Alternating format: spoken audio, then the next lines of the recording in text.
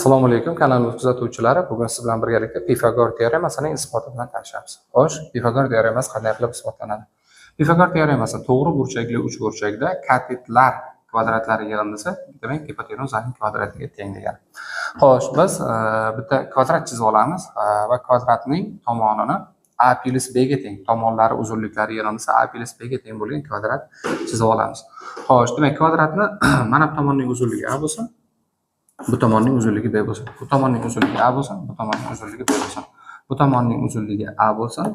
Demak, bu tomonning uzunligi b bo'lsin. Bu tomonning uzunligi a bo'lsin va bu tomonning uzunligi b bo'lsin. Va mana bu chiziqlarni o'tkazamiz. Xo'sh, demak, bu chiziqlarni o'tkazish natijasida ichkarida kvadrat hosil bo'ladi va kvadrat ichkarida hosil bo'lgan kvadratning tomonlarini s deb aytamiz. Xo'sh, ana endi bizda mana bu yuzalar teng, mana bu yuza s bo'lsa, bu yuza s bo'lsa, mana bu yuza s bo'lsa, mana bu yuza s bo'lsa. Xo'sh, va mana bu ichkaridagi yuzamizni a deb ataylik. Demak, biz 4 ta s ni qo'shganimiz, 4 ta s va ichkaridagi yuzamiz a ni qo'shganimiz teng bo'lar ekan tashqaridagi katta kvadratning yuziga. Katta kvadrat tomoni a plus b ga teng bo'lgan kvadrat. Ya'ni kvadrat yuzini hamma yaxshi biladi. A plus b ning nimasiga teng bo'ladi? Kvadratiga teng bo'ladi. Demak, biz bitta s yuzamizni topadigan bo'lsak, s bu to'g'ri burchakli uchburchakning yuzi katetlari ko'paytmasining yarmiga teng bo'ladi yuzasi.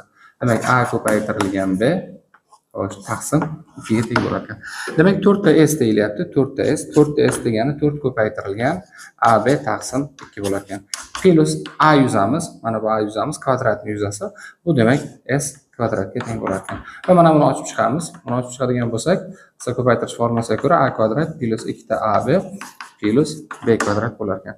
Xo'sh, bundan kelib chiqadi 4 bilan 2 ni qisqartiradigan bo'lsak, bu yerda 2ab qoladi va bu tarafda ham 2ab qoladi. Bu ikkita ablarni qisqartiradigan bo'lsak, mana bu 2ab va mana bu yerda ham 2ab qoldi. Ikkalasini qisqartiradigan bo'lsak, bizda xo'sh, a kvadrat qo'shilgan b kvadrat barobar c kvadrat, ya'ni Pifagor teoremasining isboti kelib chiqar ekan. Xo'sh, sizga mana shunaqangi qiziqarli isbotlar kerak bo'lsa, bizning kanalimizga obuna bo'lib qo'ying. Assalomu alaykum aziz kanalimiz kuzatuvchilari. Siz bilan birgalikda bugun faktorial haqida gaplashamiz. Xo'sh, 10 faktorial nima degani? Buni hamma yaxshi biladi. 10 faktorial bo'lsa, 1 ko'paytirilgan, 2 ko'paytirilgan, 3 ko'paytirilgan, 4 ko'paytirilgan, 5 ko'paytirilgan, 6 ko'paytirilgan, 7 ko'paytirilgan, 8 ko'paytirilgan, 9 ko'paytirilgan 10 ga teng bo'ladi. 12 faktorial bo'lsa nima bo'ladi? 12 faktorial, ya'ni ikkita faktorial qo'yilganligi uchun 10 ni 2 ga bo'lamiz. 10 ni 2 ga bo'lganimizda qoldi qolmaydi. Demak, qoldi qolmaydi. Qoldi qolmasa, demak nimadan boshlaymiz?